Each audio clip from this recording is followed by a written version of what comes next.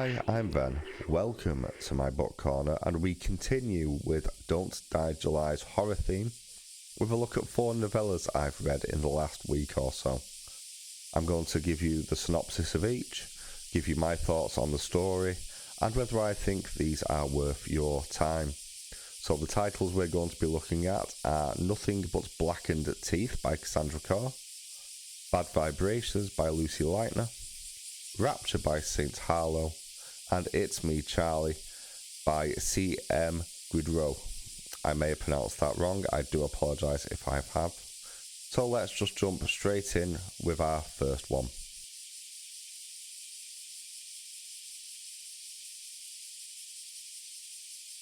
So, starting off with Nothing But Blackened Teeth. And this one has actually been on my wish list for the longest of the books in here anyway.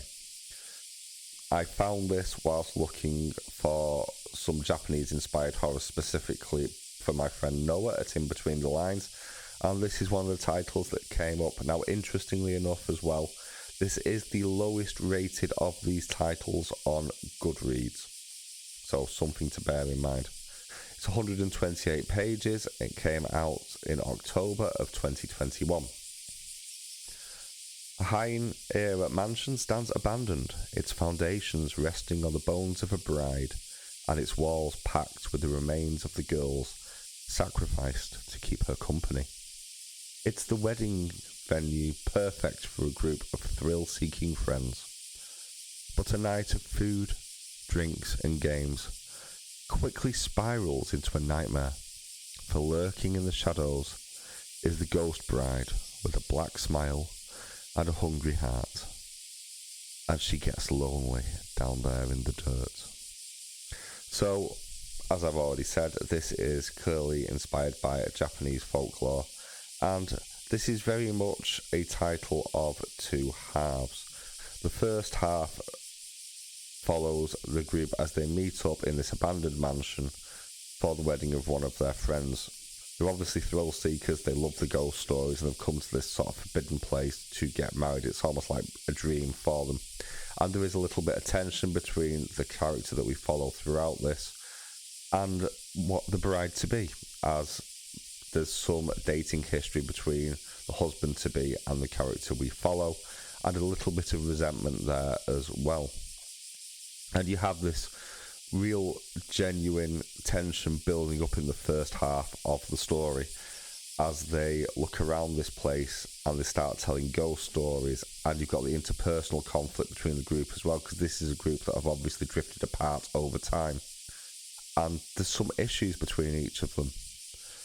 Then it hits the halfway mark just after they sit around basically a fire telling the ghost stories, and that sort of triggers a lot of stuff to happen all at once. And for me, that's where this story falls down. When it's doing the slow burn build up and the interpersonal stuff and sort of jumping at shadows idea going on, it's actually really, really good. And the way it's written, especially in the first half, is almost lyrical in the way the prose is written.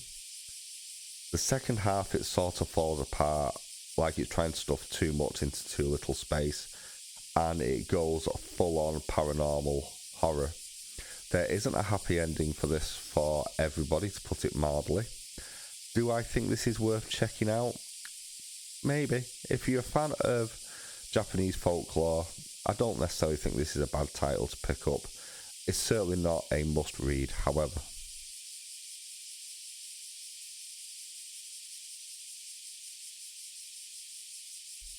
The next one we're looking at is Bad Vibrations by Lucy Leitner. This came out as well in October of 2022 and comes in at 142 pages. So the blurb for this one: what will you sacrifice to attain true health? Valerie just arrived at Doctor's Hidden Utopia for what was supposed to be a weekend of wellness.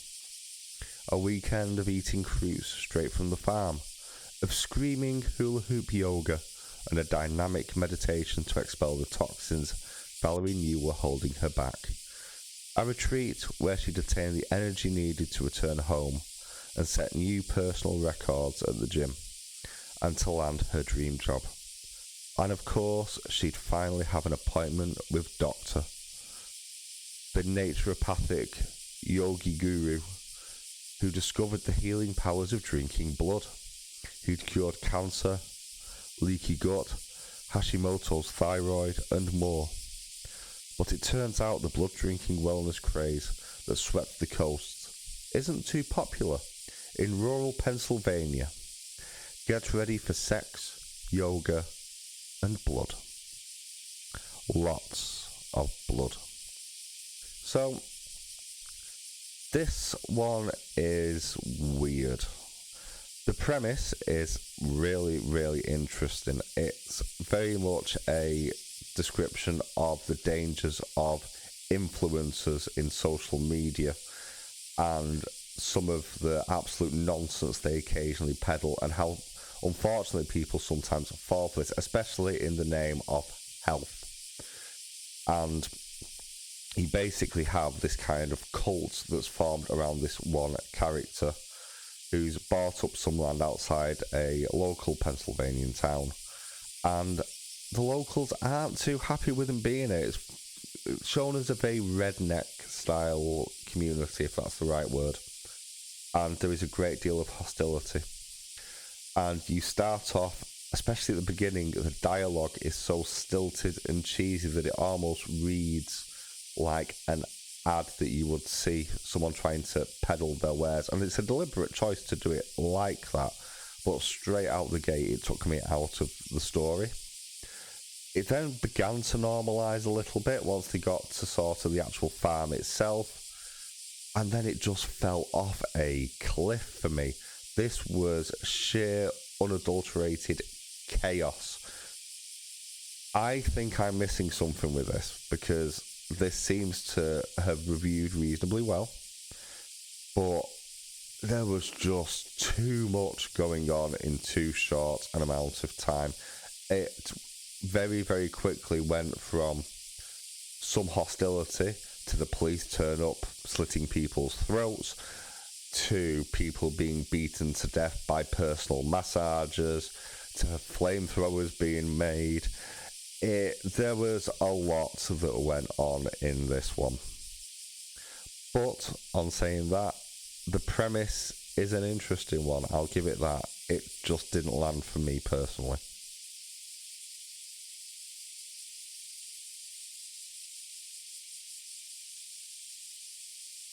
Rapture by St. Harlowe is up next.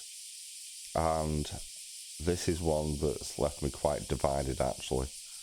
But first off, let's give you the synopsis. When Adrian Price is abducted, he doesn't expect the handsome and elusive Jackson Monroe to be his captor. But the longer he's locked in Jackson's apartment, reading journals, eating home-cooked meals, and praying for escape, the more he begins to understand the killer who caged him. Faith, desire, obsession, and hunger clash when a bloody courtship becomes a struggle for power over oneself and each other. This book contains sensitive material. For detailed information about the content, please visit St. Harlowe's website. So, first thing to mention, and part of the reason why this made me feel a little bit uncomfortable, is Adrian Price, the victim in this story, is a transgender character, female to male, and the reason it makes me feel slightly uncomfortable is I'm not sure if this oversteps the line into trans fetishism or not. And the reason I say that is it's made clear throughout the story that Jackson Monroe has abducted and killed people before. It is not made clear what those people were like, although there are insinuations that there were varying different genders and sexualities involved in that case of the previous victims. This does give some Hannibal vibes. There is a clear connection between the two characters in terms of appetite, and by that I mean it's shown quite early on that Adrian Price almost has these fantasies about biting people and actually consuming them as a cannibal. and it turns out that Jackson Monroe, who has been following them for a long time, to the point of bugging the confessional in the Catholic Church that Adrian goes to confess in, is a cannibal as well. And that's kind of the thing that draws them together and sort of binds them in many regards by the end of the story. The writing here is actually surprisingly solid. It feels poetic at times, although the word choice is perhaps a bit too simplistic for it to land as well as it perhaps could. And it does have an interesting way of looking at Stockholm Syndrome in terms of how by the end of the story Adrian is willing to remain with Jackson by choice and kind of protect Jackson by choice, and the manipulation by Jackson of Adrian is actually surprisingly well done. Again, my biggest issue with this is, does this kind of overstep the boundaries in terms of certain fetishisms? And I'm not sure I'm the right person to call that, to be honest.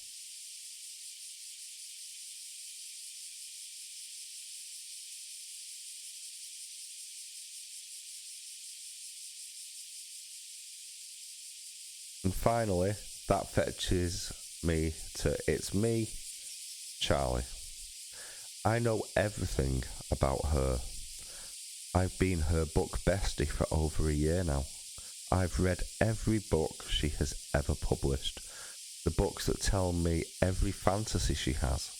The books that tell me exactly what she wants. She doesn't know who I am behind the screen, but I don't think she will care much once I show her that I am the perfect man for her.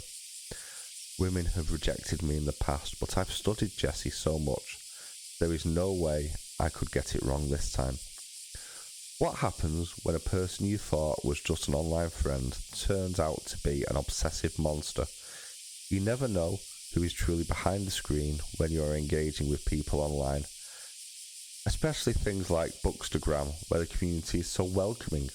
What happens when your book bestie falls in love with you and will stop at nothing to show you just how deep that love is? Charlie has been posing as a woman in the book community to gain the trust and friendship of the woman he has been obsessing over, Jessie. Jessie is a self-published author of smutty or erotic books who is trying to get her books out there in a massive genre. What Jessie doesn't know is that her biggest fan has been waiting for the perfect time to meet her and make all of her fantasies come true.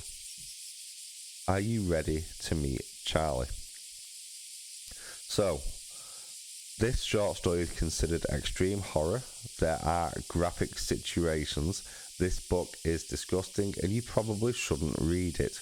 But if you are still interested in meeting Charlie, please be aware you were warned. That is an author's note about this one. This follows a man called Charlie who works a relatively normal job installing cable, who, as already mentioned, has been stalking Jessie online and has actually moved across the country to not far from where she lives with the intention of basically kidnapping her and making her his wife. And this was one of the most uncomfortable reads I have had since I started my channel.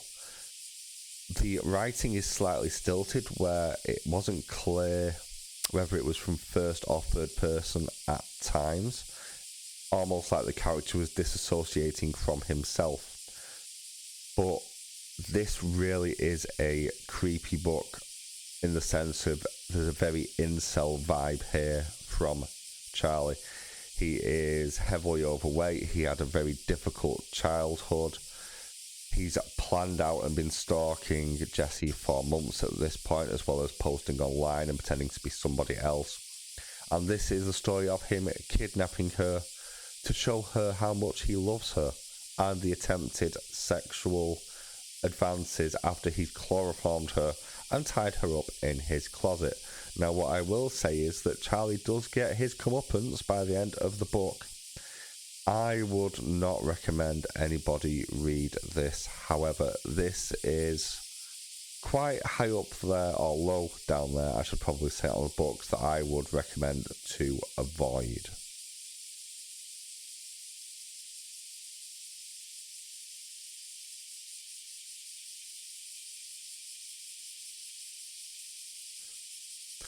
So as a rapid roundup of the ones we just talked about, I would say do not read It's Me, Charlie. I cannot recommend that to anyone.